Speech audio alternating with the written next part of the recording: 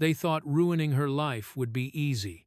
At a quiet roadside checkpoint, a group of cocky bullies dialed 911 and falsely accused a black girl of stealing a car just to watch her fall. But the moment police arrived, the lie twisted, the tension snapped, and their little prank spiraled into a disaster they couldn't escape. Because when the officers demanded her guardian's name, she calmly said, "Judge Arlena Rowe," and every bully turned white as chalk. The late afternoon sun spilled across the suburban checkpoint like a sheet of molten gold, but the warmth did nothing to soften the tension building in the air.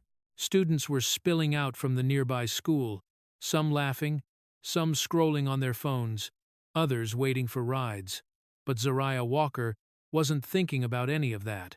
Her earbuds were in, her backpack hugged close to her shoulder, and her mind was on the acceptance letter she hoped would arrive next week, one that could change everything for her family. She stepped off the curb toward the pedestrian path, heading home as she always did. It was supposed to be a quiet, unremarkable walk, but Miles Porter had other plans. Miles, tall, loud, wrapped in his orange varsity jacket like it was a crown, spotted her from across the checkpoint. The smirk grew instantly. He nudged his friends, muttering something that made them all snicker. The kind of laugh that always carried the same warning: someone's about to be the target. Zariah saw them only when she was a few steps away, and the way Miles deliberately moved into her path made her throat tighten. She slowed, pulled out one earbud, and kept her voice steady. "Excuse me, I need to get through." But Miles didn't move. He tilted his head toward the sleek black sedan parked beside the checkpoint booth, a car clearly belonging to someone with a government ID tag on the dashboard. Well, Miles said loudly, making sure everyone nearby could hear. "What were you doing staring at that car? Planning something, Walker?" Zariah blinked, taken aback. "What? I wasn't looking at anyone's car." "Oh, come on," he sneered. "I saw you circling around it, twice, looking inside like you were ready to unlock it." Her chest tightened. "I literally just walked past. Miles, don't start." That was all the invitation he needed. Miles whipped out his phone and hit record. "Everyone, look at this," he announced into the camera. "Caught in the act, trying to figure out how to steal a government vehicle." "Really, Walker?" Zariah's face flushed with disbelief. "Are you serious? Delete that, Miles. You know that's not true." But his friends had already pulled out their phones too, egging him on.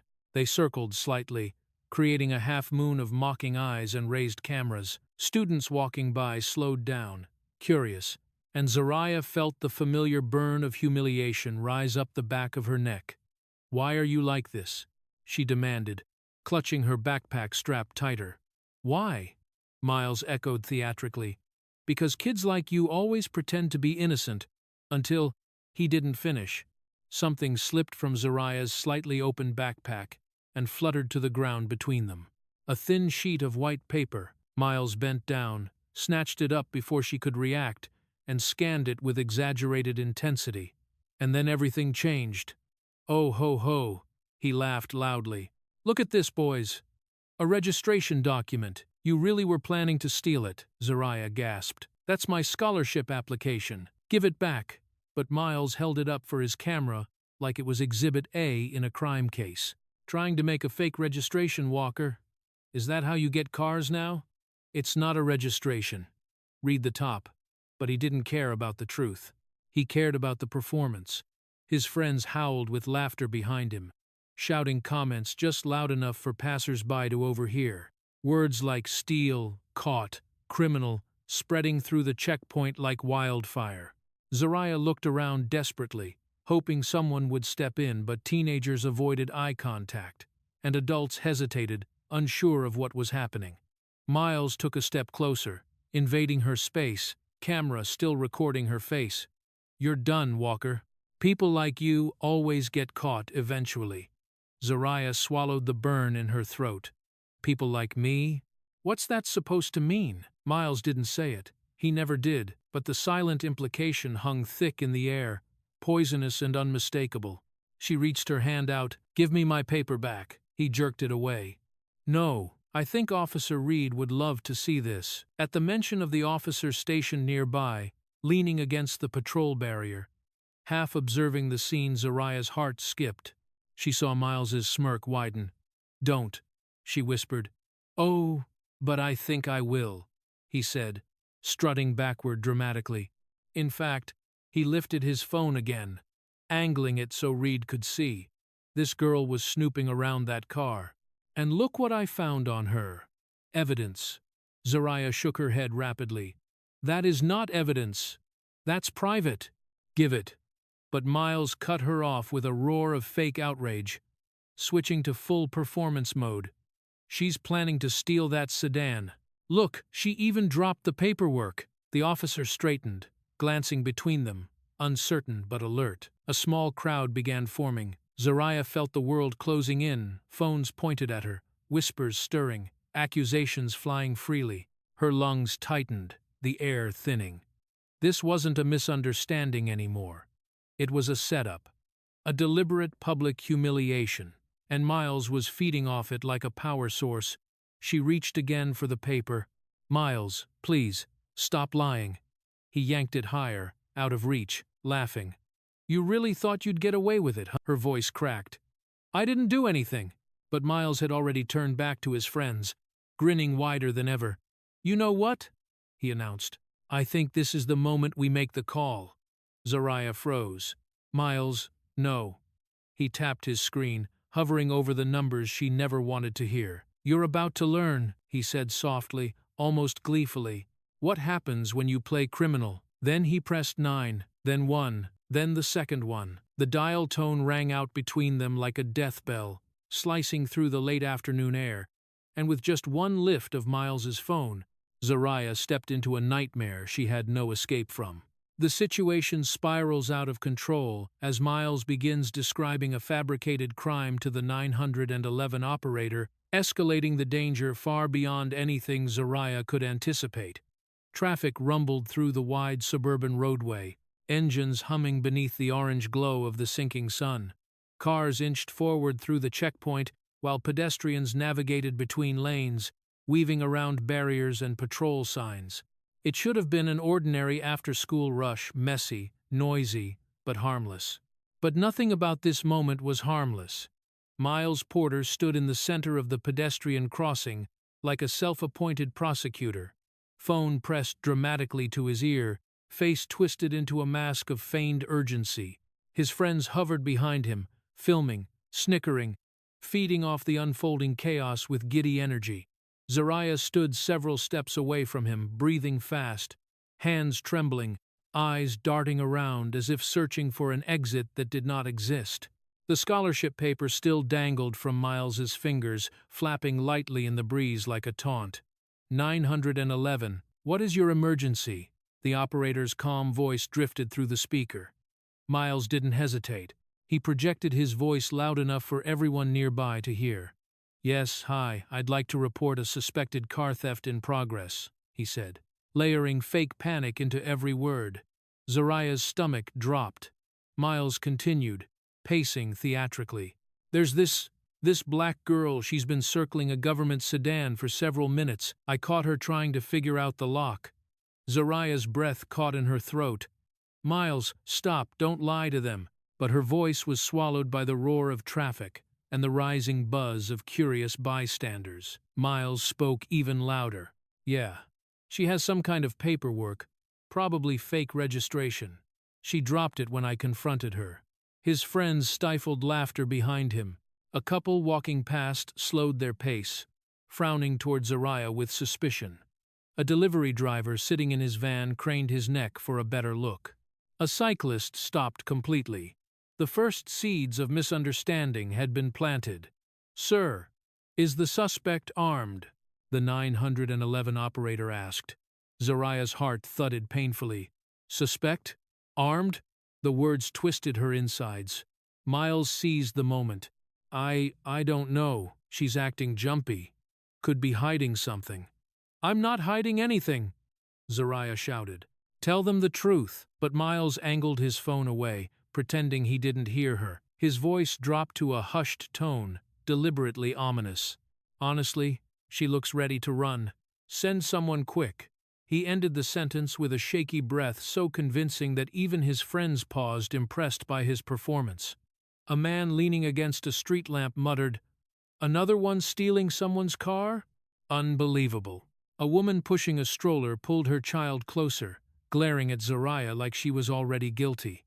Zariah felt the walls closing in. Her palms were slick, her heartbeat unsteady, her world trembling under the weight of an accusation she could not outrun. Miles wasn't done. When the operator asked for a description, he delivered it with disturbing precision. She's black, mid-teens, wearing a white and navy school uniform. She keeps looking around nervously. And she definitely had paperwork in her hands, probably forged. Forged! The word stabbed through her like ice. It was a scholarship application, she cried. But the crowd wasn't listening. People hear what they expect to hear, and Miles had planted the narrative perfectly. Two middle-aged men approached cautiously, speaking in low voices. "Did she try to steal a car?" "That's what the kid said. I saw her near the sedan earlier." It didn't matter that Zariah had walked past it only once. A lie repeated by multiple voices morphs into something that feels factual. Her voice weakened. "Please, please stop. I didn't do anything." But pleading only made her look more desperate, feeding Miles's narrative. And then, a woman in business attire, someone who had overheard just enough of the situation to jump to conclusions, pulled out her phone. "I'm recording this," she declared loudly, "just in case law enforcement needs evidence." Evidence. She pointed her camera squarely at Zariah. Zariah froze, stunned. "Ma'am, no, this is a misunderstanding." But the woman zoomed in anyway, narrating in real time. "Suspected teenage thief near a government vehicle," she said matter-of-factly. "She's pretending she doesn't know what's going on. But I saw her hesitating near that car." "You didn't see anything," Zariah protested, tears burning behind her eyes. The woman ignored her completely. Her recording made the situation infinitely worse. Dozens of eyes shifted toward Zariah with renewed suspicion. More phones were raised. More whispers exchanged. Zariah wasn't just being accused, now she was being documented. Captured. Frozen. In the role Miles created for her. A driver rolled down his window. "Is she the one causing trouble? I heard someone say she had fake papers." Another added, "Kids like that always think they can get away with it." The words were like arrows, each one embedding itself into Zariah's chest. Miles saw the effect, and his grin widened. He raised his voice again, still on the phone, even though the operator had clearly started dispatching units. "Yes, she's still here. She's acting erratic now. I think she might run." "I'm not running," Zariah shouted, voice cracking. "Please somebody listen." But only Miles's version of the story was being amplified. The operator's voice came through the speaker one last time. "Officers are en route. Stay where you are." Miles ended the call, locking eyes with Zariah. "You're done," he whispered, just loud enough for her to hear. "They'll believe me before they believe you." The casual cruelty in his voice broke something inside her. Her fingers trembled. Her breathing grew shallow. She felt small, smaller than she had ever felt in her life, as the crowd silently judged her. The smallest misunderstanding can grow into something monstrous once the wrong story takes hold. And Miles had crafted the perfect monster. The woman filming stepped closer. "Look how she's shaking," she narrated. "That's guilt." "No," Zariah whispered. "That's fear." But no one cared about the difference. A sudden ripple went through the crowd as a sound pierced the air. A low, distant rumble. Growing louder, approaching fast. Sirens. Flashing lights reflected off windshields and windows. People stepped back instinctively, parting like a curtain to make way for what was coming. Zariah's knees weakened. Miles folded his arms with satisfaction. His friends pumped their fists like they'd just won a game. And Zariah, standing in the center of a lie she could not dismantle, watched helplessly as squad cars barreled toward her. A lie repeated enough times doesn't just sound true, it becomes a dangerous reality. The flashing police lights converge on the scene. and Zariah's nightmare deepens as the officers confront her based on Miles's fabricated report. The sirens didn't just grow louder, they swallowed the entire checkpoint. Their shrill wails ricocheted off windshields, concrete barriers, traffic signs, and the metal frame of the pedestrian bridge overhead. Drivers rolled down windows, pedestrians stopped mid-step, conversations died instantly. 3 squad cars burst through the intersection, tires screeching as they cut across lanes and skidded to a halt in a tight formation, angled like shields pointing directly at Zariah. The world around her froze. Red and blue lights strobed across her face, washing her expression in waves of panic and disbelief. Her throat tightened. Her hands instinctively lifted, palms trembling, as doors slammed open and officers spilled out with urgency sharpened by assumption. Officer Reed, the one stationed near the checkpoint earlier, rushed forward first. His expression had shifted from mild observation to full tactical alert, the kind triggered by the phrase, "suspected car theft in progress." Behind him, Officer Hale and another officer moved quickly, hands resting on holstered weapons as protocol demanded. "Step back! Everyone step back!" Reed barked. The crowd obeyed instantly, retreating like a tide. But their eyes never left Zariah. Miles stood at the front of the onlookers, breathing hard not from fear, but from excitement. The glow of the flashing lights danced across his smug, eager expression. His friends whispered behind him, phones raised to catch every moment. Zariah's voice wavered. "Officer Reed, I didn't do anything. Hands where I can see them," Reed commanded, ignoring the plea entirely. She raised them higher, chest heaving. Her backpack slipped slightly from her shoulder. "Drop the bag," Reed added, tone clipped and cold. I don't understand." "Drop the bag." She let it fall. It hit the pavement with a dull thud. People watching murmured to each other, "She looks guilty. They wouldn't respond with 3 cars if it wasn't serious." That kid said she tried to break into a government vehicle. Zariah tried to speak, but her voice drowned beneath the swirling noise, sirens fading, engines idling, radios crackling. Her vision blurred at the edges. All she could hear was her own heartbeat, frantic and uncontrollable. Officer Hale stepped closer, hands raised in a controlling gesture. "Ma'am, get on your knees." The words felt like a punch to her stomach. "What?" "No, please. I didn't." "Now," Hale snapped. Zariah looked around desperately, hoping to see anyone challenge this, but every face in the crowd looked back at her, with suspicion or fear. Even the woman who'd filmed her earlier nodded approvingly, as if Zariah being forced to kneel confirmed her guilt. Zariah's legs gave in before her will did. She lowered herself to the ground slowly, palms in the air, gravel digging into her knees. "Good," Hale said. "Keep your hands visible." As she obeyed, her throat closed with emotion she refused to let spill out. If she cried now, they'd take it as proof of guilt, proof of fear, proof of whatever narrative Miles had spun. She had to stay calm. She had to breathe. But calm shattered the moment Miles stepped forward and shouted, "She's going to run. Watch her, she was backing away earlier." Zariah whipped her head toward him, stunned. "I was not running." But the damage was done. Reed's stance sharpened. "Is that true?" he asked Miles. Miles nodded rapidly, adding drama to every motion. "Yes, absolutely. She was planning to bolt before you got here. I barely kept her in place." Zariah gasped, mind spiraling. "That is a lie. I never—" "Enough," Officer Reed said, silencing her. The words sliced through her. "Enough?" Enough of what her trying to defend herself. Enough of her trying to explain.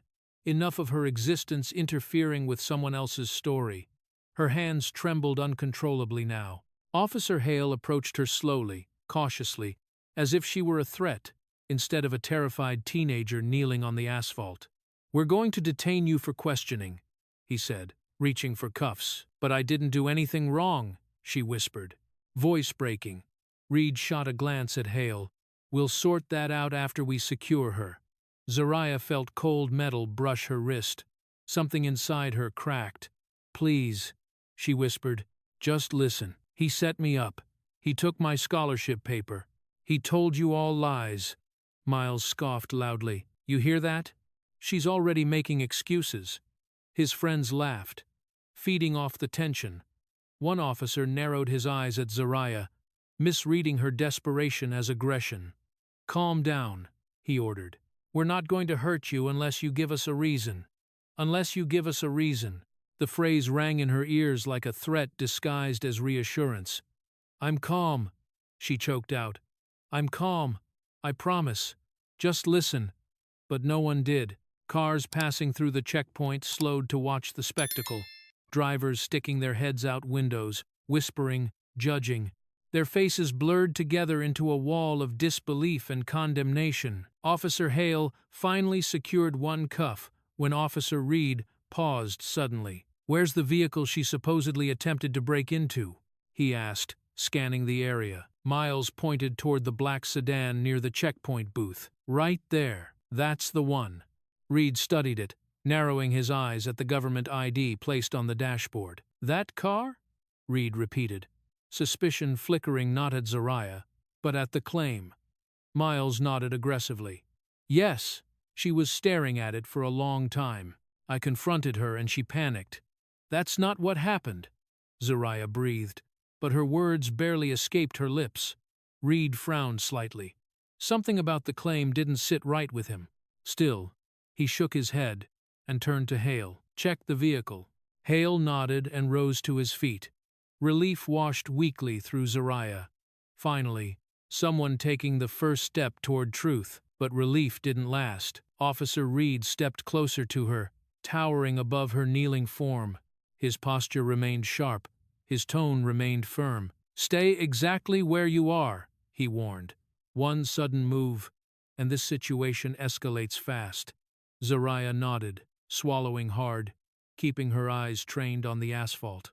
Miles leaned toward his friends, whispering triumphantly, See? Told you she'd get caught? One of them laughed under his breath. Dude, this is insane! You really pulled it off! Miles's grin widened. Watch. It's just getting started. Zariah heard every word, every laugh, every lie, and with each one, her heart fractured a little more. Officer Hale walked toward the sedan, studying its exterior, its windows, its lock, the ID tag, the placement of the car, everything that might be relevant. The crowd murmured with renewed interest.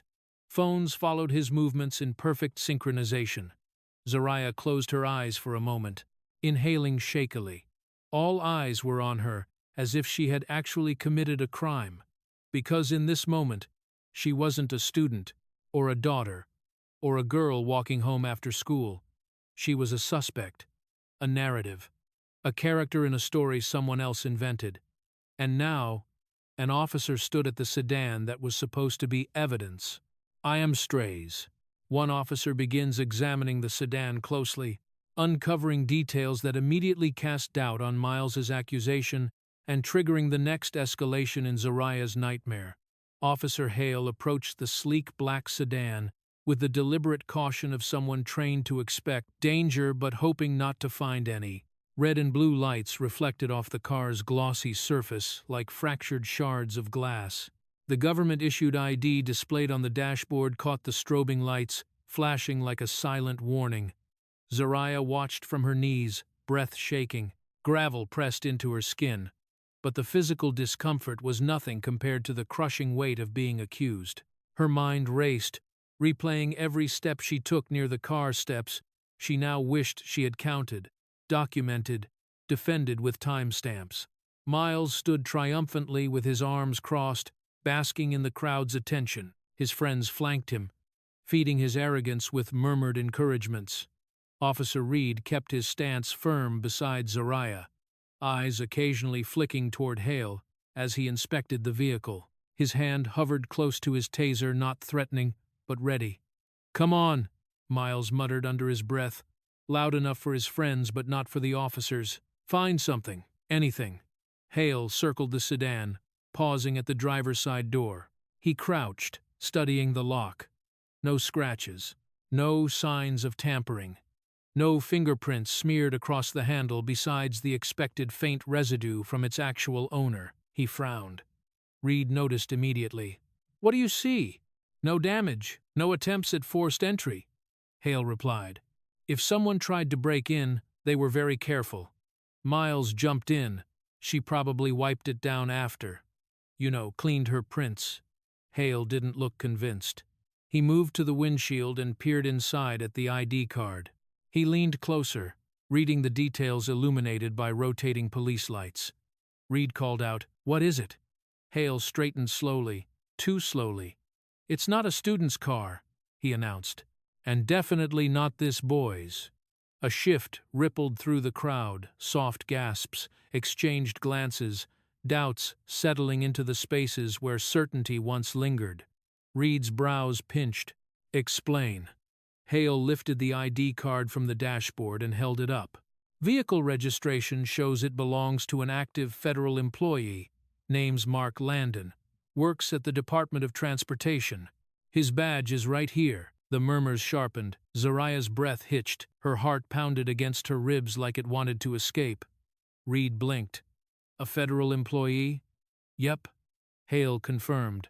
"There's nothing here linking this vehicle to the boy making the claim." He looked directly at Miles. And for the first time since this ordeal began, Miles's confident smile faltered. Reed's gaze slid from Hale to Miles. "Is this your car? Or your family's?" Miles swallowed. "Well, no. But I've seen her near it before." "That's not what you said earlier," Reed replied, tone sharp. "You told the operator you witnessed her attempting to break in." Miles's composure cracked. I thought she did. She was acting suspicious," Zariah whispered. "I wasn't." Reed shot her a quick look, still stern, but something else flickered there now. Doubt, uncertainty, maybe the first hint of reconsideration. Hale approached them again, papers in hand. "Look, kid," he said to Miles, "you better start explaining how you jumped from she walked past a car to she was stealing it." The tension thickened. Miles's friends exchanged uneasy glances. None of them had expected this. Filming drama was fun until it risked turning into an investigation they didn't want to be part of. Miles opened his mouth, closed it, then forced out, "I just know what I saw. Okay." She was eyeing it, like someone planning something. "That doesn't make it a crime," Hale replied flatly.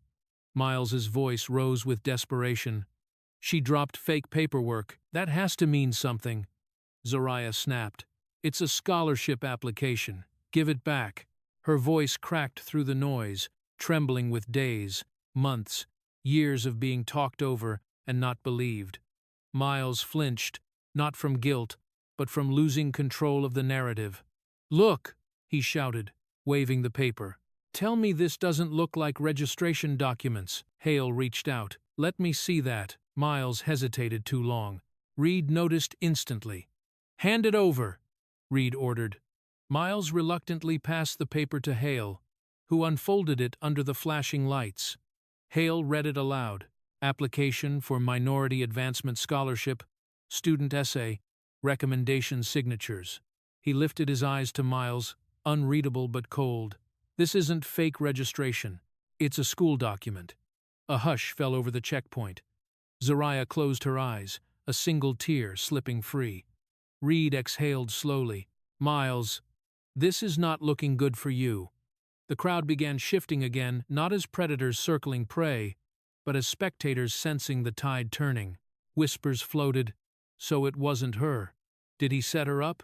This is bad." Miles's face blanched. He scanned the crowd, then the officers, then Zariah, panic creeping into his expression like cracks spreading through glass. He could feel his power slipping, and he couldn't allow that. This was where it triggered. Hale walked back to the sedan and checked the license plate again. He spoke louder this time, so everyone could hear. "I ran the plate through the system. This vehicle is registered to a federal transportation employee currently on assignment 2 blocks from here. He's inside the municipal building. Not a student, not a family member of any student." Gasps, shocked murmurs. A few people even stepped away from Miles, as if his lies were contagious. Reed looked directly at him. "Why did you say it was your car?" Miles stammered. I never said it was mine, She looked guilty. That's not an answer, Reed snapped. Zariah looked up at Reed, eyes wide, voice barely a whisper. Are you listening now? He didn't reply, but the rigidness in his posture loosened just slightly. Miles felt the narrative collapsing. Panic surged like wildfire. His friends were no longer supporting him, they were quietly backing away. He had to regain control, had to salvage his pride. So he pivoted. Hard. Okay, fine, he shouted. Maybe the car isn't mine, but she was still acting suspicious. Maybe she was planning to steal any car. Or maybe she was meeting someone shady. Or, the desperation in his voice was unmistakable. Hale stared at him, unimpressed. You're making this worse, but Miles kept digging, words tripping over themselves. No, listen. She's been following me for days. She wants something from me, I know it. She was waiting by that car to ambush me or something. Zariah blinked in disbelief. Ambush you? Why would I ever? Miles wiped imaginary sweat from his brow. Yes, that has to be it. She was waiting near the car because she wanted to confront me. She's obsessed. Gasps rippled, though this time more from confusion than belief. Hale sighed, pinching the bridge of his nose. Reed frowned deeply. Miles realized too late that he had jumped from one lie to another without breathing, sounding more unhinged with each word. But the damage was done, and the crowd could smell fear. And just as the truth began to surface, Miles unleashed a second lie, one even more desperate than the first. And cornered by his collapsing story, Miles lashes out with an even bigger fabrication, forcing the officers to dig deeper and dragging Zariah further into danger she never created. The checkpoint had shifted from a controlled traffic zone into a Stage 1, where Miles Porter now stood under a spotlight he could no longer control. The glow of the police lights flickered across his flushed face, highlighting every twitch, every bead of sweat, every nervous swallow he wished wasn't visible. Officer Reed faced him squarely now, no longer treating him like an innocent witness. The shift was subtle but unmistakable. Suspicion. Zariah remained kneeling a few feet away, her hands still raised, wrists trembling where the cold edge of a half-fastened cuff dug into her skin. She didn't dare move. Every breath she took felt heavy, measured, watched. Her heart begged her to believe the nightmare was ending, but something in Miles's wild-eyed desperation said otherwise. Reed's voice cut through the murmurs. Miles, your story isn't lining up. The car doesn't belong to you. The papers you waved around aren't forgery. They're hers. Miles's face paled. His eyes darted between the officers, the crowd, then Zariah. For a split second, the truth flickered across his expression. Fear. Not fear of justice. Fear of humiliation. He clenched his jaw and puffed out his chest. Fine. Maybe I got some details wrong. But she's been following me for days. Gasps fluttered through the bystanders again, not because they believed him, but because they couldn't believe he was still talking. Zariah's voice cracked open. Following you? I don't even know where you live. Miles pointed at her dramatically, voice rising. Yes, she's been stalking me. I've seen her near my bus stop, near the gym, near the parking lot last week. That's because, Zariah stammered, all those places are on the same street as my school, Miles. We literally walk the same route, but her logic only made him shout louder. She's obsessed, he declared. She wants to catch me off guard, steal something, maybe my car keys, maybe something else. She's been waiting for the right moment. One of his friends, Liam, tugged at his arm. Dude, stop. This is going too far. But Miles jerked away from him, desperation sharpening his voice. No! Tell them. Tell them you saw her last Thursday near the parking lot.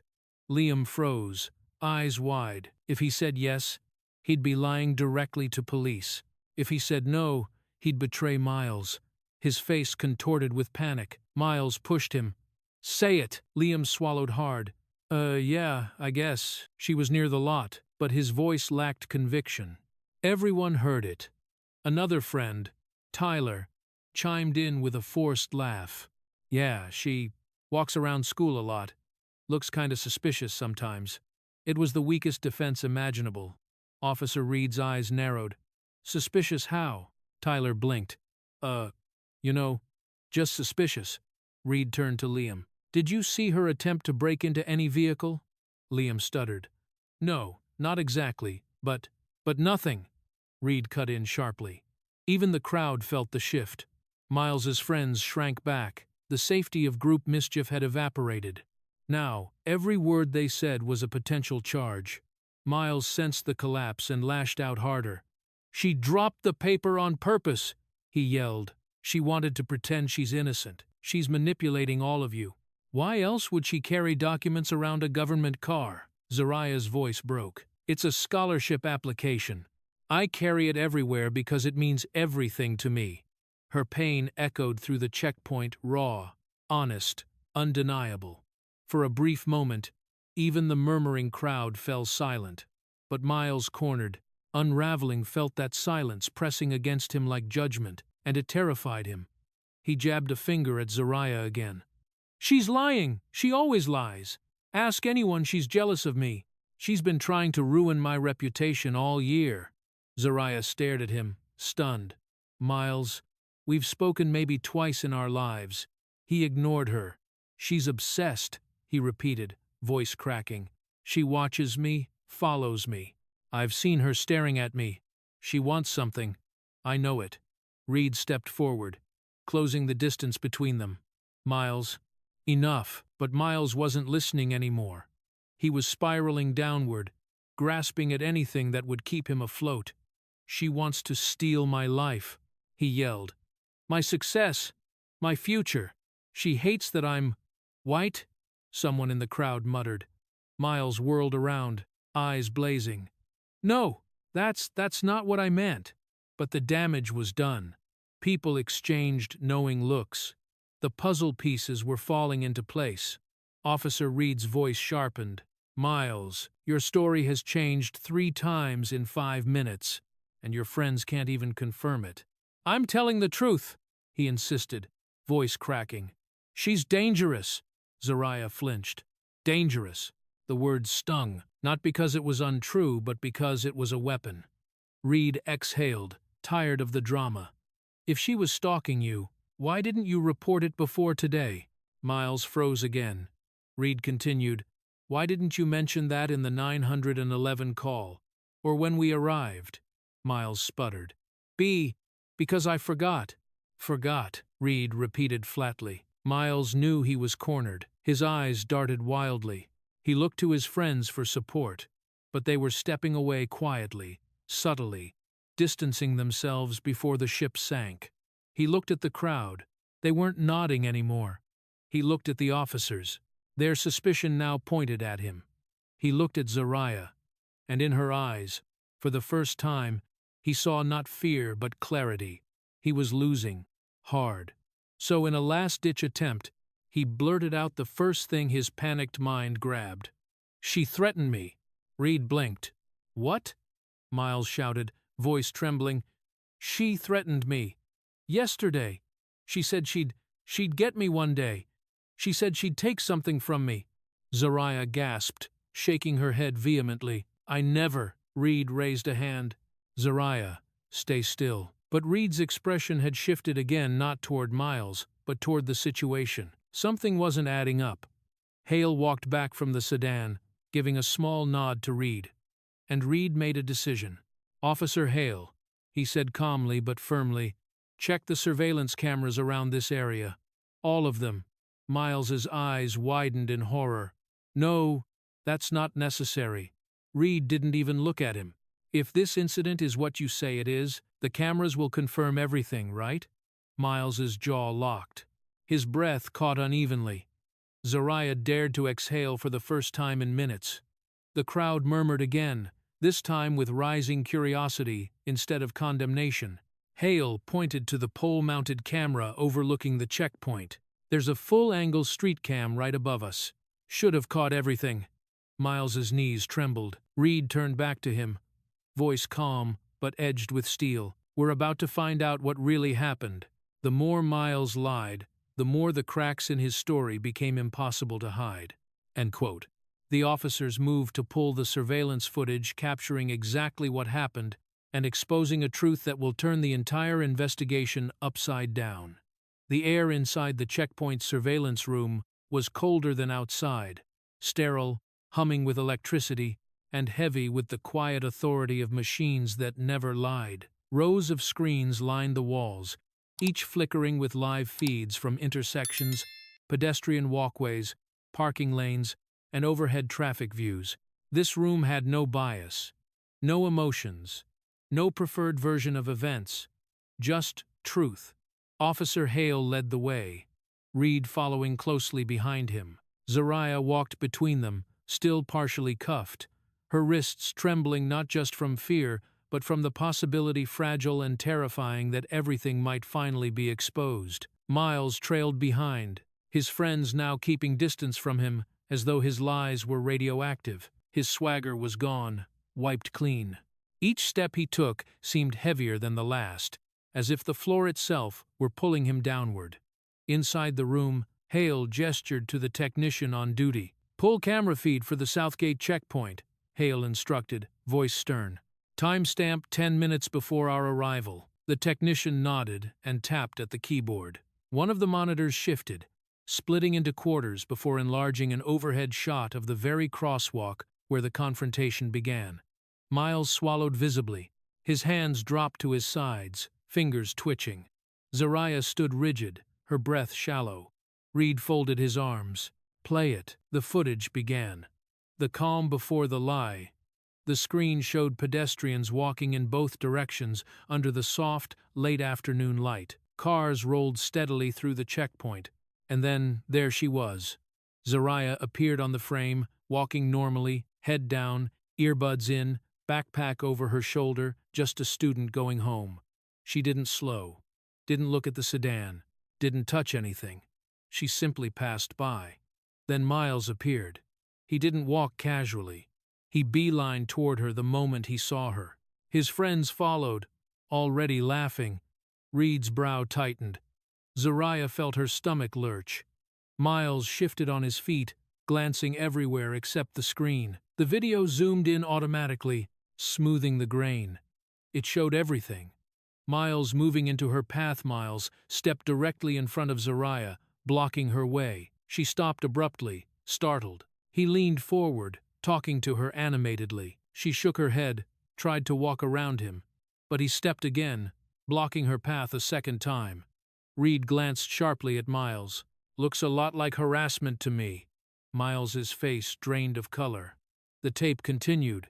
"The setup begins." Hale leaned closer. "Freeze that," he pointed. On the screen, Miles and his friends were huddled together just before approaching Zariah. Their faces were mischievous, hungry for trouble. One of them whispered something. The technician turned up the audio enhancement. "Watch this. I'll make her freak out. She won't know what hit her. Film it. This'll blow up online." Reed stiffened. "Are you kidding me?" Miles's breath came out ragged. Zariah's hands flew to her mouth. She couldn't stop the small, broken gasp that escaped her. Months, years of enduring microaggressions, whispers, stares, accidental, bumps in the hallway, and now, this. Recorded proof that she had been targeted, planned against. And it wasn't even the worst part. The moment the lie was born, the video resumed. Zariah walked, Miles intercepted, and then the fateful moment. A single piece of paper slipped from her backpack and drifted onto the ground. Scholarship paper. Her hope. Her future. Miles picked it up, smirked, and waved it in front of the camera like a trophy. The technician enhanced his audio again. "Say, it's fake papers. Watch them freak out. You're wild for this, bro. Chill." She's about to cry. Reed's jaw tightened so hard the muscle in his cheek twitched. The recording continued. Miles loudly shouting the first lie. Miles shoved the paper toward his friends. "Fake registration. She's planning to steal the car." Zariah stepped back in the footage, horrified. Reed muttered, "Jesus Christ." And then came the real blow, the part that shifted the entire room. The pre-planned trap. Officer Hale leaned forward as the audio captured something chilling. One friend snorted. You should call the cops on her. Say she tried breaking into that government car. Miles laughed. Yeah? You think they'll show up? Another answered.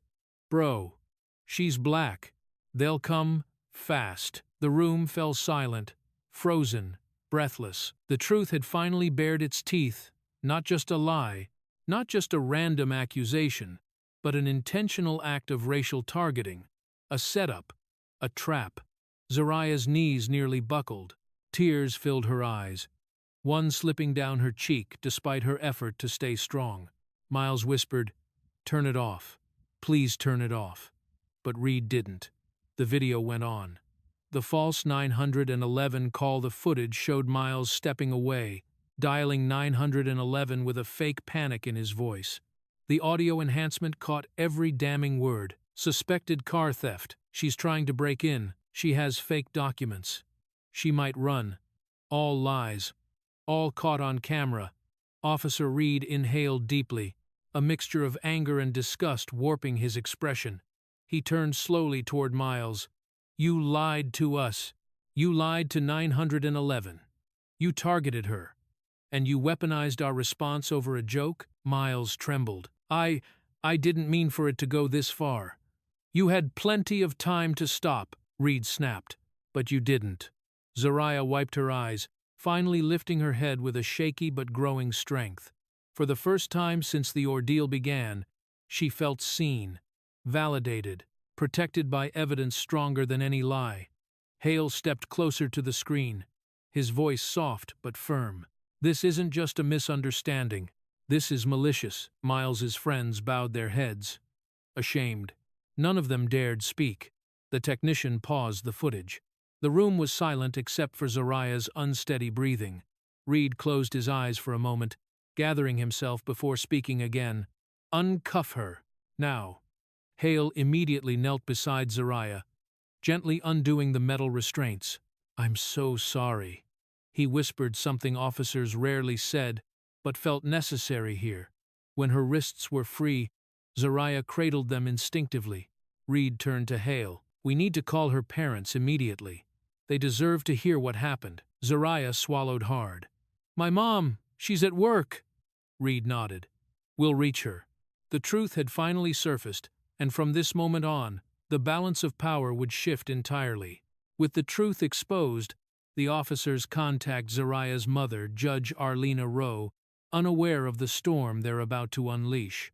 The sun dipped lower behind the municipal buildings, casting long shadows across the pavement where Zariah had been forced to kneel just minutes earlier. The flashing lights from the police cruisers had softened now, no longer spinning with aggressive urgency.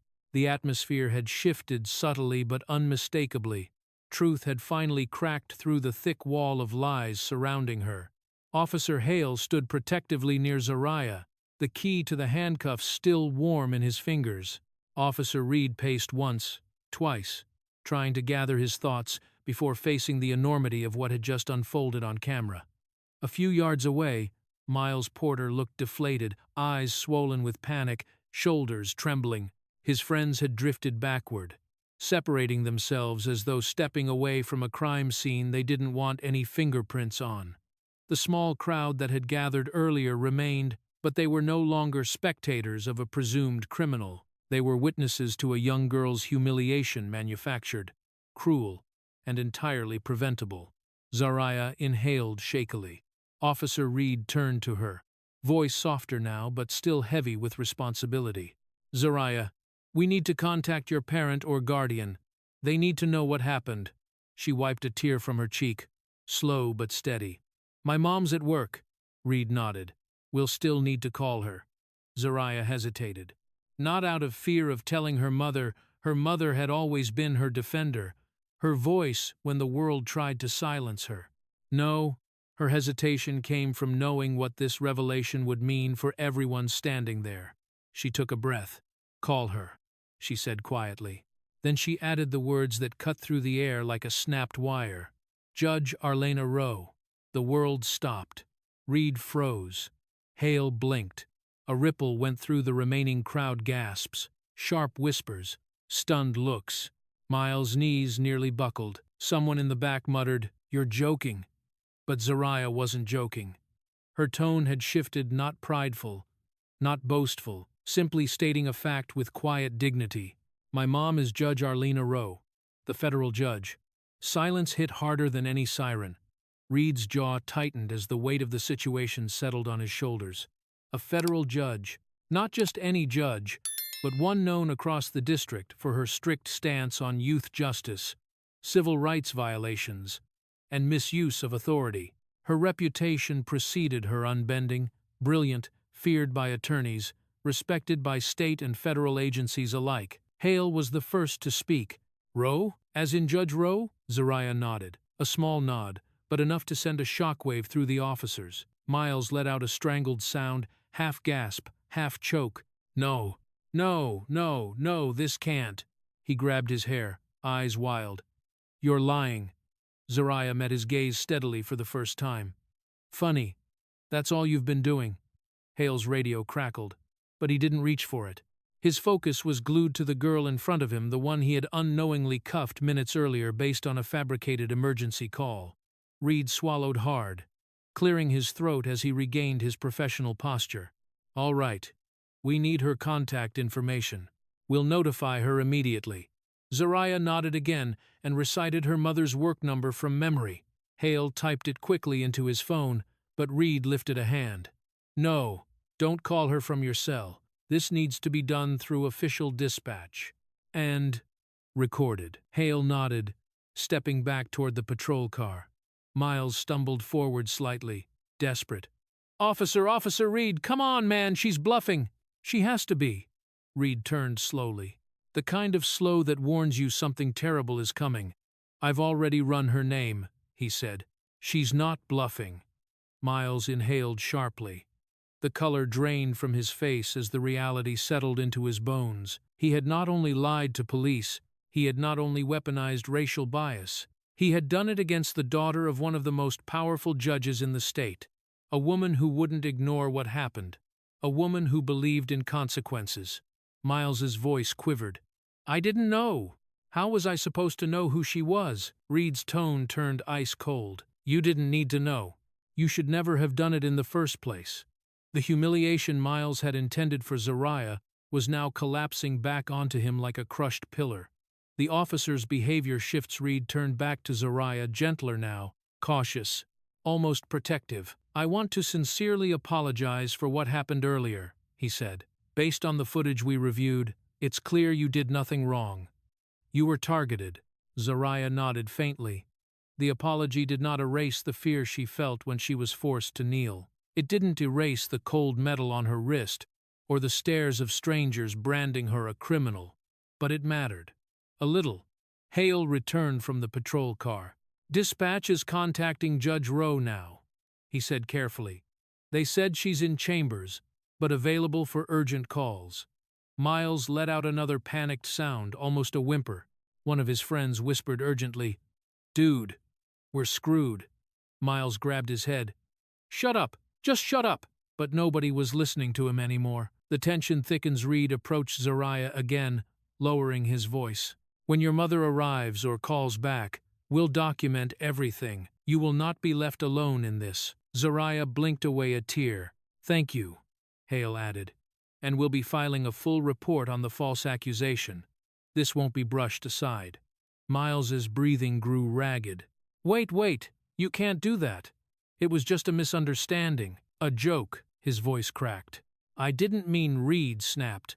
"A joke? You called 911 with a fabricated emergency. That's a crime. You endangered her life. And ours." The word endangered hit Miles harder than a punch. Zariah watched him, her expression no longer fearful but resolute. The world had shifted. The balance of power wasn't just tilting, it was turning over completely. Reed's radio buzzed again. He pressed it to his ear. A moment later, his eyes widened slightly. "Yes, ma'am, understood. We'll wait for you." He lowered the radio and turned to the group. "Judge Rowe is on her way." Those words landed like thunder. Miles sagged backward, knees nearly buckling. The crowd erupted into whispers. And Zariah, she stood not tall yet, not fully steady, but rising from the weight that had tried to crush her. One sentence from Zariah stopped the entire checkpoint cold, and now the real reckoning was on its way. I talk dime. The officers scramble to prepare as Judge Arlena Rowe heads to the scene while Miles spirals into panic, knowing the situation is about to explode beyond anything he can control. The tension around the checkpoint thickened like humid storm air, heavy and impossible to ignore. The flashing lights of 3 police cruisers painted everything in alternating slices of red and blue colors that once made Miles feel powerful when they arrived, but now made his skin crawl. He stood near the curb, inches from the cold metal bumper of a squad car, breath shallow and uneven. His friends hovered behind him, no longer proud accomplices filming a fun moment for social media. They were pale, sweating, and visibly shrinking away from the reality they had helped create. Across the short distance, Zariah stood under Officer Hale's watch, uncuffed now but still visibly shaken. The officers treated her not as a suspect anymore, but as someone who had endured harm. Miles could feel the shift, like the ground beneath him had tilted. Officer Reed spoke quietly into his radio, confirming Judge Arlena Rowe's ETA. Every time Miles heard the word judge, his stomach dropped like he'd swallowed a stone. He wiped a shaky hand across his forehead. Can we just clear this up?" he muttered to Officer Reed. It was just a misunderstanding, okay?" Reed didn't even look at him. "A misunderstanding doesn't involve a false emergency call, 3 police units, and a fabricated accusation." Miles swallowed hard. I didn't fabricate anything. I just misread things." Hale stepped closer. "You misread her walking home from school?" Miles opened his mouth. Nothing came out. His friends took another quiet step back, as if physically distancing themselves might erase their digital fingerprints on the videos they recorded earlier. One of them murmured under his breath, "We shouldn't have done this, man." Miles spun around, frantic. "Don't turn on me now." But it was too late. Everything was too late. Officer Reed approached a patrol car, pulling up a tablet connected to the school's liaison system. "What's your full name?" he asked Miles. Miles froze. "Why? I already told you. Full name. Now." "Miles Porter." Reed entered the name. The tablet pinged. A file opened. Reed's eyebrows lifted slowly. Miles's blood ran cold. "What?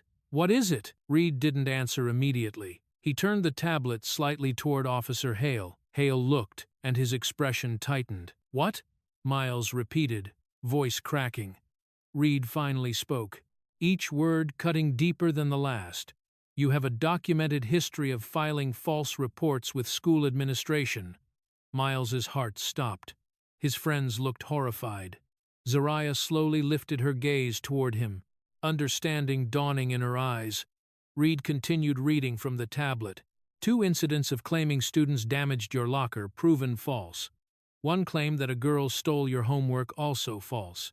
And an incident where you accused a teacher of unfair grading, which turned out to be another fabrication. Miles felt lightheaded. That stuff was nothing, just misunderstandings. Kids do that all the time, but you did it repeatedly, Hale replied. And each time, the investigation concluded you lied. The crowd murmured again, this time with disgust. The image of Miles that once carried swagger and popularity now cracked apart like porcelain. Reed tapped the tablet. Combined with what you did today, this establishes a pattern of mendacity, not a misunderstanding. Miles's voice rose into panic. It wasn't like this. I didn't know the police would come so fast. I didn't know, Reed cut in sharply. You weaponized the system, and you knew exactly what calling 911 would do. Miles backed up until his shoulders hit the side of the patrol car. No, please, you're twisting it. Liam, one of his closest friends, finally spoke up, voice barely above a whisper. You twisted it, man. You always twist things. Miles stared at him, betrayed. You were in on this too. Not like this, Liam whispered. Officer Hale turned to him. Were you aware that the accusation against Zariah was false? Liam's lips trembled. His hesitation was its own confession. Hale nodded grimly. Miles's panic built into full-blown desperation. He grabbed Reed's forearm, instantly regretting it when both officers stiffened. "Please, just listen," he begged. "It wasn't supposed to go this far. She looked suspicious. She dropped the paper on purpose. She's smart, she tricked us." Reed jerked his arm away. "Enough. Stop blaming the victim." "Victim," Miles repeated, as if the word were a foreign concept. The shift in the atmosphere intensified. Zariah, though still shaken, stood taller now. Hearing that word victim validated everything she'd endured in the past hour, everything Miles had denied. Officer Hale's radio crackled again. "Unit 23. Be advised, Judge Rowe is approximately 3 minutes out." Miles felt his legs weaken. His friends stepped further away, forming a loose, cowardly half-circle behind him. None dared defend him now. Their fear of liability outweighed any loyalty. Miles's breath came in jagged bursts. 3 minutes? She's actually coming here? Reed nodded slowly. "Yes, and she's requested a full briefing when she arrives." Miles' vision wavered. "We can handle this privately. There's no need to involve—" "Your false report made it unavoidable," Reed said. Miles's voice cracked into a plea. "I swear it was a joke, a stupid joke. Please don't tell her I—" "Tell her?" Reed scoffed. "You think she won't find out? This entire scene will be logged. The body cams are running. The camera footage is archived. This isn't going away." Miles clutched his head. No. Every second felt like a countdown to his own destruction. Liam whispered harshly. "Miles, man, do you know what judges do to kids who mess with the legal system?" Miles snapped. "Shut up!" But his voice cracked mid-syllable, betraying his terror. Zariah flinched as a gust of wind swept her hair back. She turned toward the main road instinctively, and that's when the distant hum of a powerful engine echoed down the street. Heads swiveled. Officer Hale looked up. That must be her. Miles felt the blood drain completely from his face. Oh God! The hum grew louder, smooth, steady, controlled. And then a black SUV rolled into view, sleek, government-plated, tinted windows. Every inch of it screamed, authority. The crowd parted instinctively, as though pulled by an invisible force. Miles stumbled backward until he hit the patrol car again, shaking uncontrollably. Reed straightened his uniform. Hale stood tall. Zariah held her breath. The SUV slowed, turning into the checkpoint with sharp precision. Too late, Miles had lost control of the story. And now, someone far more powerful was arriving to claim the truth. The SUV door opens, and Judge Arlena Rowe steps out, ready to confront the officers, the lies, and the boy who nearly destroyed her daughter's life. The black SUV rolled to a controlled stop, its engine humming with quiet authority. Even before the door opened, the air around the checkpoint seemed to contract, tightening, sharpening, as if bracing itself for the force about to step out. Miles Porter stood frozen, fingers clenched so tightly they trembled. His friends backed away even further, their faces pale, their eyes wide with the dawning realization that this was no longer high school drama. This was federal. Officer Reed smoothed his uniform subconsciously. Officer Hale straightened his posture. Every bystander instinctively fell silent. Then the SUV door clicked open, a polished black heel touched the pavement, and Judge Arlena Rowe emerged. She wasn't tall, but she carried the kind of presence that made the air bend. Her dark blazer was crisp, her steps precise, her expression composed yet carved from steel. Her hair neatly pinned back caught the last light of day, forming a cold halo that contrasted with the storm simmering behind her eyes.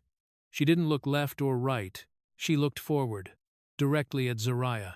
A flicker of emotion relief, fury, fear crossed her otherwise unreadable face. But she held herself steady, moving toward her daughter with measured steps that echoed across the pavement. Zariah inhaled shakily. "Mom!" Judge Rowe reached her, placing a firm hand on her daughter's shoulder, protective, grounding. Her gaze swept over Zariah's face, taking in the dried tears, the trembling lip, the faint red marks on her wrists. Something inside the judge hardened further. Slowly, She turned to face Officers Reed and Hale. Her voice was low, controlled, and lethal. "Which one of you detained my daughter?" Reed stepped forward, clearing his throat. "Your Honor, initial circumstances led to—" She raised one hand, silencing him mid-sentence. "I did not ask for the circumstances," she said sharply. "I asked who detained her." Reed swallowed. "I did." Judge Rowe stepped closer until she stood directly in front of him. Though she was several inches shorter, he felt himself straighten instinctively, as if standing before a superior officer. "What cause?" she asked, her words precise as a scalpel. "Did you have for restraining a minor who posed no threat and committed no crime?" Reed struggled for a professional tone. "We received a 911 call reporting a suspected vehicle theft in progress. The caller claimed she attempted to break into a federal employee's car." Judge Rowe's eyebrow lifted slightly. "And did you bother to verify the caller's story before forcing my daughter to her knees?" Reed flinched internally. We followed standard protocol based on the perceived risk." Judge Rowe's eyes narrowed. "Protocol does not excuse negligence." Miles let out a tiny, strangled breath. She hadn't even looked at him yet, but her voice alone felt like a blade pressing against his throat. Hale stepped forward. "Your Honor, once we reviewed the surveillance footage, we realized she was innocent. She was released immediately." Judge Rowe's gaze snapped to Hale. "Released? She should never have been restrained. She should never have been touched." Silence swallowed the checkpoint. Even the passing cars seemed to slow instinctively. Finally, she turned to Zariah again, brushing a gentle hand along her daughter's cheek, soothing, yet sorrowful. "I am so sorry you went through this," she murmured. Then she pivoted slowly toward Miles. The boy stiffened, breath trapped in his lungs. For the briefest moment, her eyes swept over him, cold and calculating. It wasn't anger. Anger would have been merciful. This was assessment. Judgment. "Who made the call?" she asked. Murmurs rippled through the crowd. No one needed clarification. She meant the boy shaking near the patrol car, the one whose lies had spiraled into a police operation, the one who had terrorized her daughter. Officer Reed answered cautiously, "Miles Porter." Judge Rowe nodded once, just once, and then she took 3 slow steps toward him. Miles looked like he wanted to step back, but his legs refused to move. When she stopped in front of him, the tension snapped taut as a wire. Her voice was quiet, quiet enough that only he could hear, quiet enough to terrify him more than shouting ever could. "You," she said, "put my daughter's life at risk." Miles's lips quivered. I didn't know. I didn't mean it was just what?" she asked sharply. "A joke? An experiment? A game to see how far a lie would go?" He shivered. "I'm sorry. I didn't know she was—" "Her identity," Judge Rowe cut in, "is irrelevant. The only thing that mattered was your intent." She leaned closer. "And your intent was malicious." Miles's knees buckled. He caught himself against the patrol car, panting. Judge Rowe straightened again, turning back toward the officers. "I want a full explanation," she said.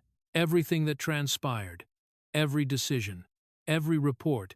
Reed nodded. "Of course. We have footage and audio. We can show you the recording now." She gave a curt nod. "Good. I want to see every second," Miles whimpered softly. Zariah, still trembling, watched her mother with awe. This was the woman who taught her to stay calm, stay intelligent, stay strong even when no one listened.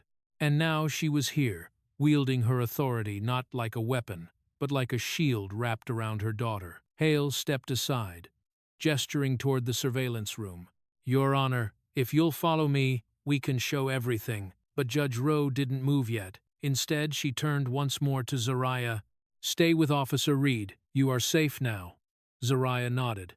Then Judge Rowe cast one final glance at Miles, a glance so sharp, so unyielding, so heavy with unspoken consequences that it nearly folded him in half. Her eyes didn't just see him, they condemned him. Miles had never felt smaller. When a turns-about guy. R.S. Judge Rowe enters the surveillance room to review the footage, and what she sees ignites a legal and moral reckoning that no one at the checkpoint is prepared for. The interior of the police control station was stark, harsh, fluorescent, lighting, scuffed linoleum floors, and a single metal table that now carried more weight than its bolts were ever meant to bear. The officers gathered around it with stiff shoulders and uneasy expressions, knowing they were about to replay their mistakes in front of someone whose judgment mattered more than any of theirs. Judge Arlena Rowe entered the room like a force of nature, controlled only by her own discipline. Her footsteps were measured, her posture unyielding, her expression carved from marble. Behind her, Officer Hale carried the tablet containing the footage. Officer Reed followed, escorting Zariah gently to a seat along the wall. Miles was brought in last, pale, trembling, and visibly breaking under the pressure. Judge Rowe positioned herself at the head of the table, hands folded not tightly, not loosely, but with a deliberate calm that mirrored the tone of a courtroom. "Begin," she instructed. Hale tapped the tablet. The surveillance footage flickered onto the larger monitor mounted to the wall. The room fell silent. The footage doesn't lie. The video showed Zariah walking peacefully along the sidewalk, earbuds in, minding her own business. Miles appeared moments later, intercepting her path with rehearsed arrogance. The audio enhancement captured every mocking laugh, every whisper of malice, every recorded plan to make her freak out. Judge Rowe said nothing as she watched. Nothing when Miles grabbed her paper. Nothing when he called 911 with a fabricated emergency. Nothing as Zariah was forced to her knees. But her silence was louder than outrage, colder than anger, more devastating than shouting ever could have been. Miles kept his eyes locked on the floor. He didn't dare look up, not at the footage, not at Judge Rowe, not at Zariah. Sweat beaded along his hairline. His breath came shallow, shaky, uneven. Reed cleared his throat nervously. "Your Honor, as you can see once we reviewed—" "Quiet," she said softly. Reed shut his mouth. The video concluded. Judge Rowe tapped the table once, precisely once. Her gaze moved from the monitor to Officer Hale. "Pause at the 0:37 mark." He did. "Now play it again at half speed." The whispering voices grew clearer. "Call the cops on her. She's black. They'll come fast. Film it. This'll blow up." Judge Rowe exhaled slowly, a breath so controlled it was almost terrifying. Then she turned to face Miles fully. "The judge speaks. Stand up." Miles jolted but obeyed, wobbling to his feet. Judge Rowe didn't raise her voice. She didn't need to. "When you called 911, you knowingly fabricated a crime that never occurred," she said. "You described my daughter as suspicious, based on nothing but your imagination and your bias." Miles's mouth twitched. I didn't know who she was." "Her identity," she snapped, "is irrelevant. You didn't need to know who she was, to treat her as a human being." Miles wilted. She continued, her tone slicing through every falsehood he clung to. "You are seen obstructing her path, instigating her distress, stealing her personal documents, and encouraging your peers to escalate the situation. The footage shows that you, not she, orchestrated this entire incident." Miles shook his head weakly. "I didn't mean for it to go this far." Judge Rowe raised an eyebrow, unimpressed. "Yet it did, because you wanted it to." She stepped closer. "You wanted attention. You wanted power. You wanted a moment of dominance at someone else's expense. And when the truth threatened your performance, you lied again, and again, and again." Miles's chin quivered. "Your actions," she continued, "did not merely humiliate my daughter. They endangered her life. Because had she moved too quickly, had she panicked, had she misunderstood an officer's command, you and I would be standing here discussing her injury or her death." The officers stiffened. Zariah shuddered. Miles's face collapsed into silent tears. I'm sorry," he whispered. "Please don't ruin my life." Judge Rowe stared at him, expression unchanging. "You ruined your own life the moment you dialed 911 with a lie attached to it." She paused. Then, she delivered the final blow with the precision of a verdict. "Officer Reed, Officer Hale, this footage, along with the recorded call, constitutes sufficient grounds to transfer this case to the Juvenile Criminal Division. Miles's entire body trembled. No. Please, Your Honor. I can't, I didn't. Do not plead to me, she said. Plead to the court. He collapsed into the chair behind him, sobbing quietly. Zariah watched him not with satisfaction, but with the quiet strength of someone who had been forced to hold her pain inside until the truth finally cracked open the world around her. Judge Rowe turned to the officers once more. Ensure that every second of footage, every audio file, every report written tonight is preserved and forwarded. There will be no omissions, no delays, no leniency. Reed nodded quickly. Yes, Your Honor. Absolutely. The aftermath. Begins Judge Rowe, then turned back to her daughter, her voice softening for the first time. Come here, sweetheart. Zariah rose, stepping into her mother's arms. The embrace was brief but grounding, a silent exchange of strength. Judge Rowe placed a reassuring hand on her back, then faced the officers again. We are not finished, she said, but for now, I expect full cooperation. Every officer nodded. Every bystander held their breath. Every lie Miles had constructed was now dust. Not a single word Miles spoke could survive the weight of the truth. Judge Rowe's decision sparks immediate action. Miles is escorted away for formal questioning, and the case begins shifting from the street to the justice system.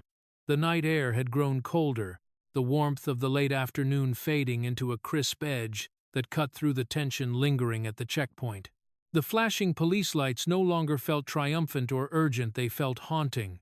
A reminder. Miles Porter stood at the center of it all, shivering despite the heat of panic spreading across his skin. His cheeks were streaked with tears he tried and failed to wipe away, his breath hiccuping in uneven bursts. Minutes earlier, he had been the loudest voice on the scene. Now he was barely able to stand. Two officers approached him, not aggressively, but with the firm professionalism reserved for someone who was no longer a witness, someone who had become a subject of investigation. Miles Porter, Officer Hale said evenly. We need you to come with us for formal questioning. Miles's voice cracked. We can do that here, right? I don't need to go anywhere, do I? I didn't commit a real crime. Not like that. Hale exchanged a look with Reed, one that conveyed both frustration and grim duty. You made a false emergency report, Reed said, and your actions resulted in an unnecessary deployment of police units, endangered a minor, and escalated a situation that never existed. This isn't optional. You're being taken to the station for formal statements. Miles staggered back a step. But I already told you. I didn't mean for intent, Hale replied. Doesn't erase consequences. The words hit him harder than any physical shove. Miles looked around, desperate for backup for his friends, for the crowd, for anyone to step forward and defend him. But his friends were clustered far behind him, eyes cast downward, shame burning through their bravado. Not one of them moved. Miles, Liam whispered weakly, but the officers had already stepped between them.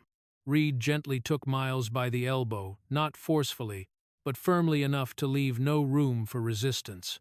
Miles didn't fight, couldn't fight.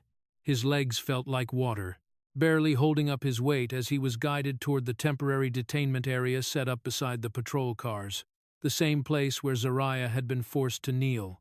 The irony twisted inside him like a knife. He sank onto the bench in the holding area, chest rising and falling rapidly as the reality of what was happening finally rooted itself in his consciousness. This was real. This was happening. And it was happening to him. A trembling whisper escaped his lips. I'm not a criminal. But Hale, who had heard similar words from countless youths who made terrible decisions, only sighed. No one thinks you're beyond redemption, he said. But you crossed a very serious line.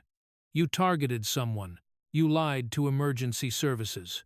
You escalated a situation on racial bias. And you did it fully aware cameras were watching. Miles choked on a sob. I didn't know, I didn't think. That, Reed said from behind him, is the problem. For the first time, Miles realized something about the officers.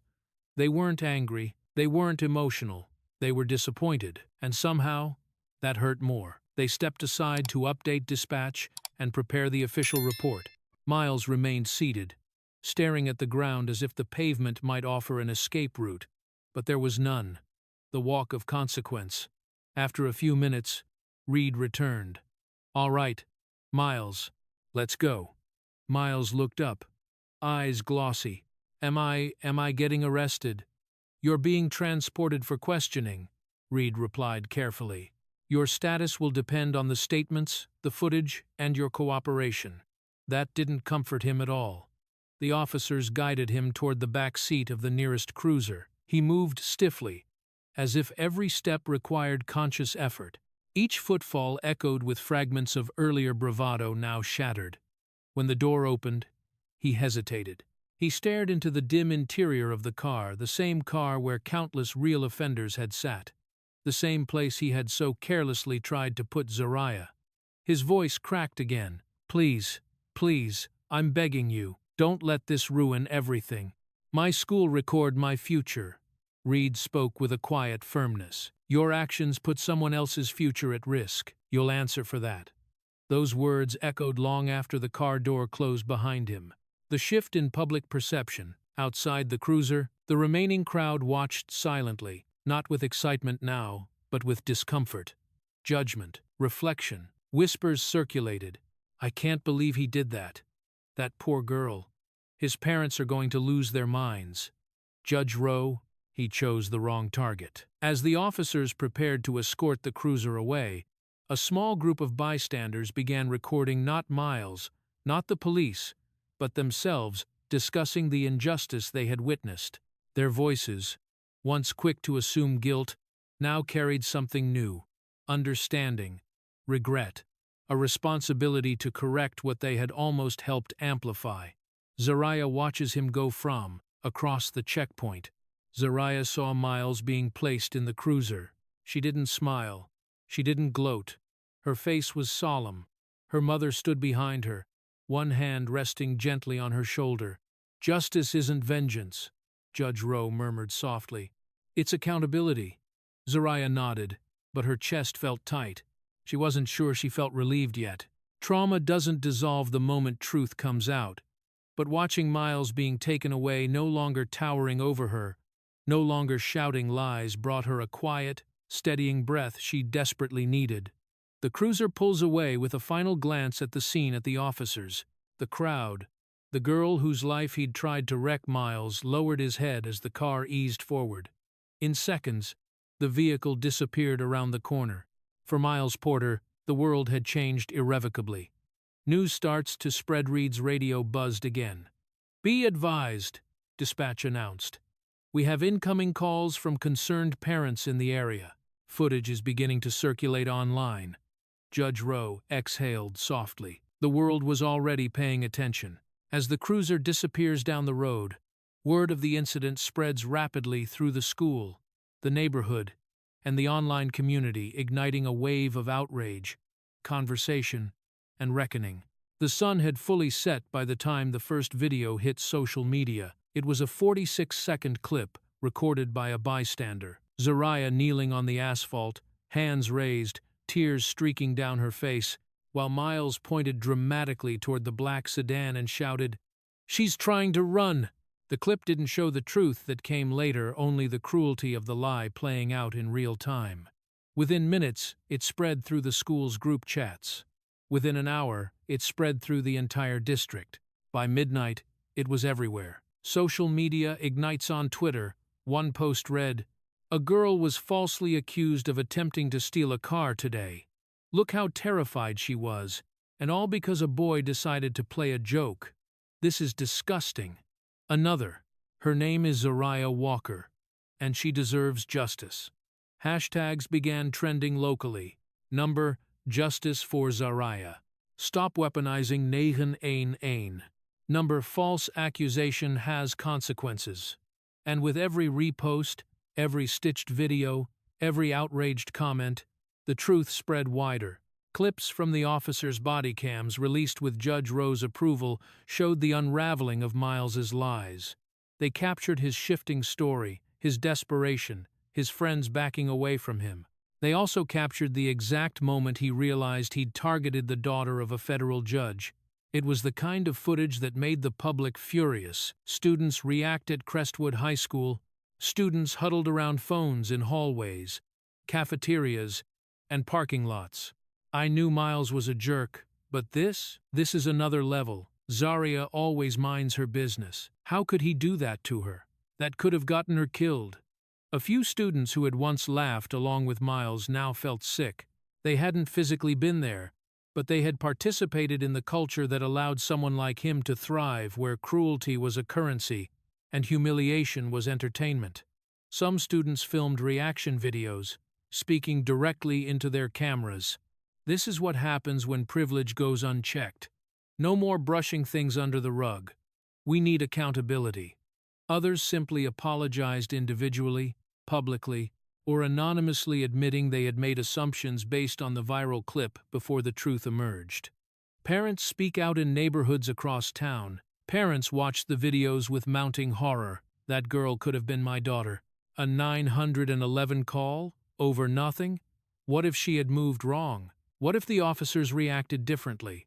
Judge Roe or not, this could happen to any black student walking home. Parent groups on Facebook lit up with discussions. Some demanded the school district address the incident immediately. Others insisted on anti-bias training for students. Some asked for Miles to face full disciplinary action. All agreed on one thing. Zaria was owed an apology. A real one. Local news picks up the story. By the next morning, the incident had reached local media. A reporter stood outside the checkpoint where it had happened, microphone in hand, the morning traffic rolling behind her. Yesterday afternoon, a black student was falsely accused of attempting to steal a vehicle, resulting in a police response triggered by what investigators now say was a fabricated emergency call. Surveillance footage, body cam recordings, and witness statements indicate the teen was targeted without cause. The segment continued, showing still frames of Zariah's frightened face, Miles's aggressive posturing, and the moment Judge Roe arrived. The reporter added, sources confirm the accused student is the daughter of federal Judge Arlena Roe. Community leaders say this incident highlights the dangers of false reporting and racial profiling among youth. The story spread to morning radio shows, community newsletters, and even regional talk shows where callers voiced their anger. That boy weaponized 911. How many times does this happen without a camera watching? She deserves the full support of the community. The consequences: Titan emails poured into the school district superintendent's inbox, hundreds of them. Voicemails followed, then letters, then demands. Parents wanted to know, why had this happened? What would be done to protect students like Zaria? What disciplinary action was being taken against Miles? What safeguards would prevent this from happening again? The pressure mounted with every mention, every retweet, every angry comment from someone who saw in Zaria their sister, daughter, cousin, or younger self. By noon, a district spokesperson released a preliminary statement. The district is aware of the incident involving Crestwood High School students and is cooperating fully with law enforcement. We take allegations of racial discrimination and false reporting very seriously. A full investigation is underway. The statement satisfied no one. If anything, it inflamed the community more. Investigation is underway? That's not enough. Where is the accountability? Say her name. Zaria Walker. Don't hide behind vague statements. Meanwhile, a separate conversation emerged. What consequences should Miles face? Some demanded suspension. Some demanded expulsion. Some demanded legal prosecution, especially after learning he had a history of false reporting. One comment summed up the public feeling: this wasn't a prank. This was dangerous. This was malicious. And it almost cost a girl her life. The weight of truth settles over the city. Zaria stayed home under Judge Roe's guidance, away from the noise, away from the chaos, but not untouched by it. Her phone buzzed with messages of support, apologies, and outrage. Students she had never spoken to sent long paragraphs expressing shock and sadness. Yet none of it erased the memory of kneeling on the pavement with police closing in. Still, the community's response mattered. It told her that people were watching now, listening now, fighting now.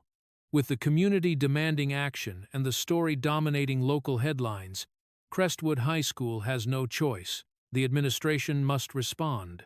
The mood inside the Crestwood High administration office was tense enough to snap.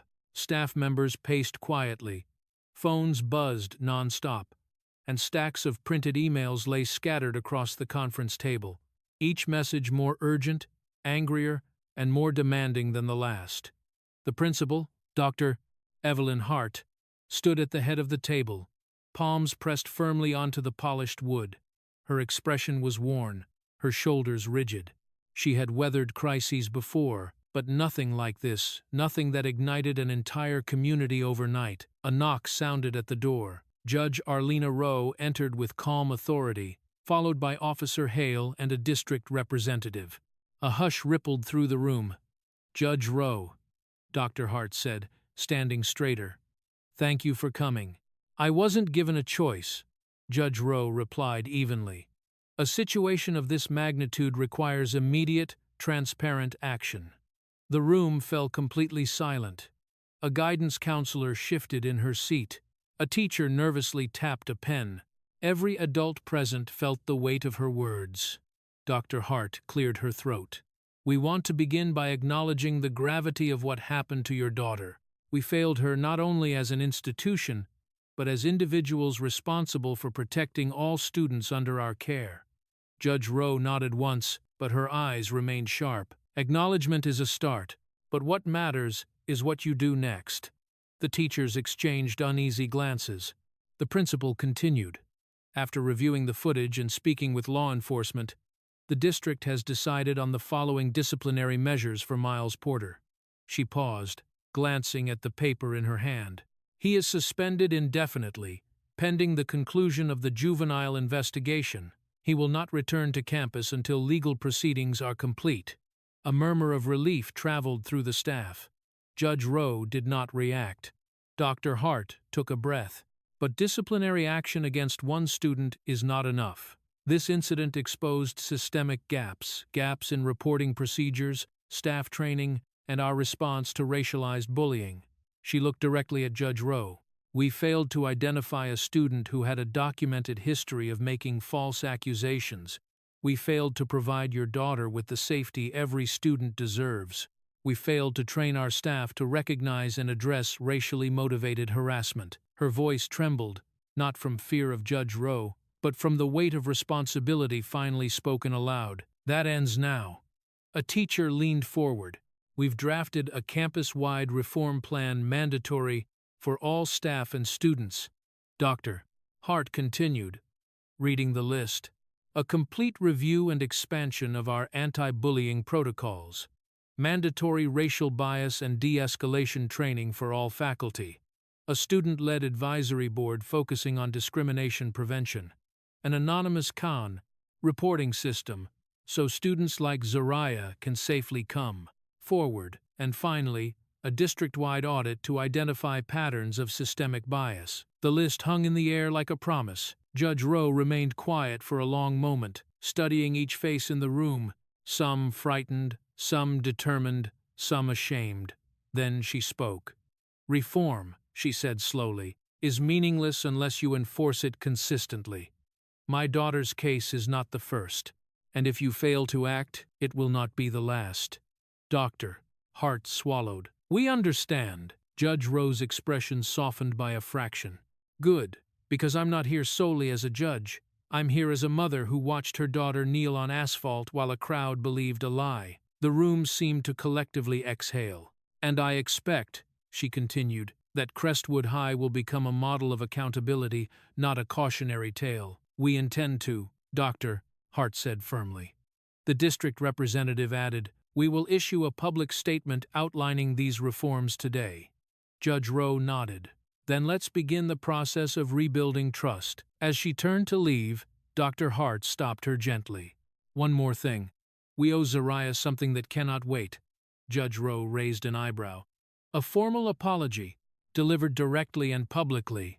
The school administration prepares to meet Zariah face to face, ready to offer an apology the community will be watching closely.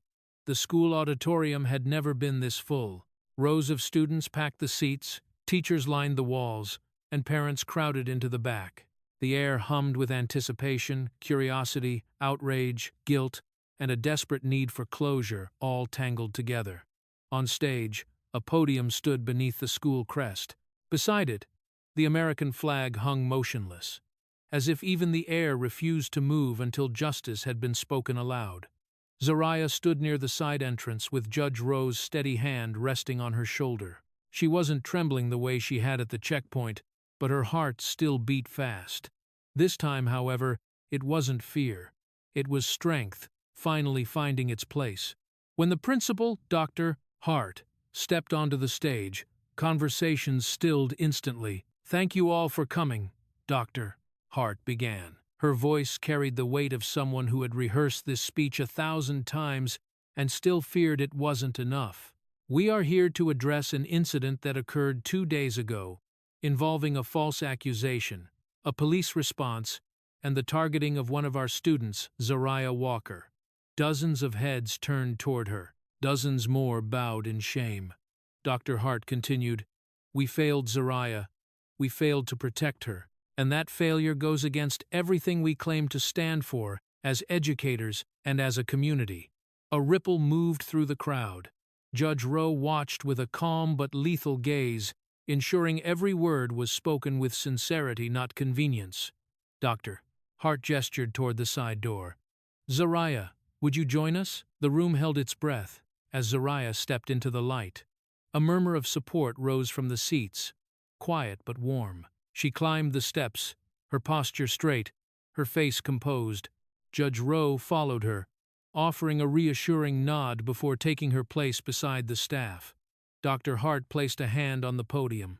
"Before we proceed, there is someone who must speak." A hush fell. 2 officers escorted Miles Porter to the edge of the stage. He wasn't handcuffed. Juvenile protection laws prevented that during school proceedings, but nothing could hide how utterly broken he looked. Shoulders slumped, eyes red, his usually styled hair unkempt. He stepped up to the microphone. The silence sharpened. Miles swallowed hard. I want to apologize." The microphone amplified every shaky breath he took. "What I did was wrong," he said, voice cracking. "I lied. I targeted someone who did nothing to me. I thought it would get laughs. I thought it'd make me look cool.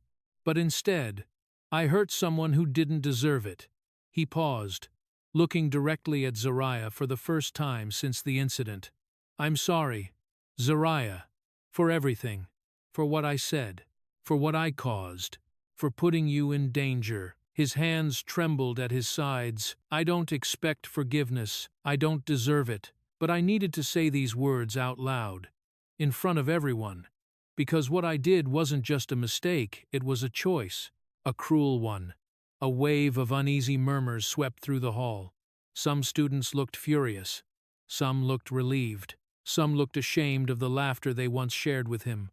Zariah met his gaze only briefly before looking away. She did not nod. She did not smile. She did not offer absolution. And that silence spoke louder than his apology. Dr. Hart stepped forward again. "Thank you, Miles. Your disciplinary actions will continue through the district and the courts." Miles was escorted off stage without applause. Now Dr. Hart turned to Zariah, her expression earnest. "And to you, Zariah Walker, we offer the deepest apology this institution can give. You were wronged. You were humiliated. And you were endangered because of failures at every level." A teacher wiped a tear. A parent shook their head in anguish. Judge Rowe stood immovable. "You showed extraordinary courage," Dr. Hart continued. "Your experience will not be ignored or forgotten. It will guide how we rebuild this school's culture from this day forward." For the first time, Zariah allowed herself a small, fragile breath of relief. The auditorium erupted in applause, not loud or chaotic, but respectful, supportive, acknowledging her strength. Judge Rowe placed a hand over her daughter's. But the story didn't end in that room. As students filmed clips and parents posted messages, news outlets picked up the live-streamed apology, commentators weighed in, activists shared it, and national conversations began brewing. What happened to Zariah was no longer just a local issue. It was becoming a symbol, a warning, a call for change. With national attention growing, the final consequences unfold, and Zariah must decide how she wants her story to shape the future. The auditorium was different, this time brighter, fuller, and radiating a kind of hope that had been missing just weeks before. Banners reading Youth Justice Forum hung along the walls, and rows of chairs filled with students, parents, teachers, and community leaders stretched to the back of the hall. Cameras from local news stations were set up discreetly along the sides. This wasn't a crisis meeting. This was a community choosing to rebuild. At the front of the room sat a panel of speakers, youth advocates, civil rights organizers, teachers, and at the center, Zariah Walker. She sat poised, dressed simply but elegantly, her hands folded in her lap. The faint marks of her past ordeal had healed, but the memory lived in her posture, upright, grounded, steady. Judge Arlena Rowe sat beside her, offering both the presence of a protective mother and the gravitas of a federal judge who had demanded accountability. A moderator stepped up to the microphone. "Today, we gather not to relive trauma," she said, smiling warmly toward Zariah, "but to acknowledge courage, growth, and the work ahead. And no story embodies that more than Zariah." Soft applause rose through the room. When the moderator invited Zariah to speak, she stood slowly this time with no hesitation. She approached the podium, pausing briefly as she scanned the faces before her. Some were familiar, many were not, but all of them were listening. Her voice, when it came, was calm and clear.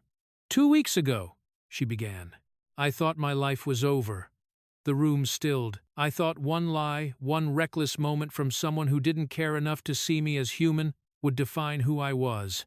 I thought the fear I felt that day would stay with me forever." She glanced at her mother, who gave her a small nod of encouragement. "But today," Zariah continued, "I understand something different.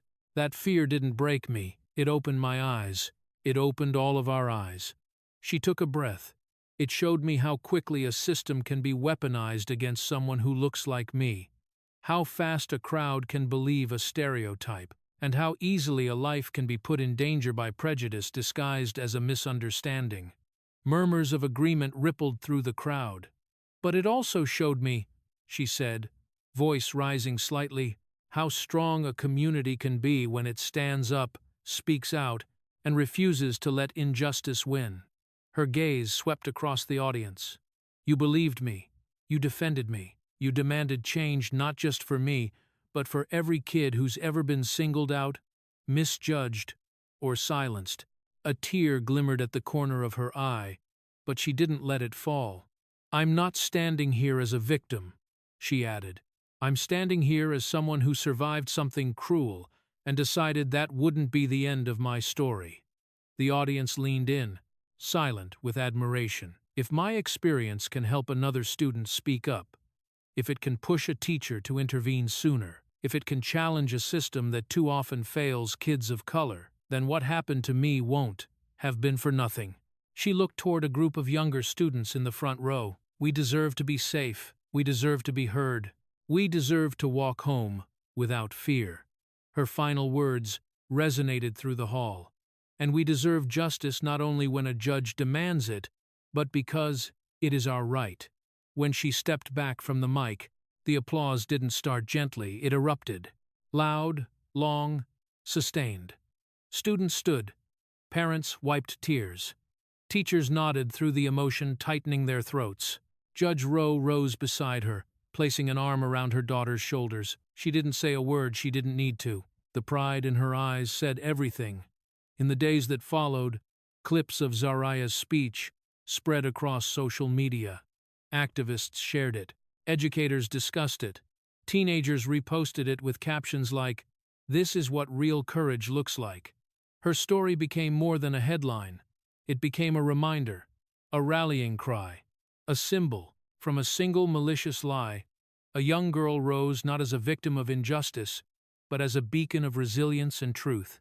And in doing so, Zariah Walker became a powerful symbol of justice for an entire community. And that's how a cruel lie flipped overnight and exposed the truth the bullies never saw coming. From a fake 911 call to a courtroom-level reckoning, this story wasn't just about humiliation, it was about what happens when someone finally stands up and says, "Enough."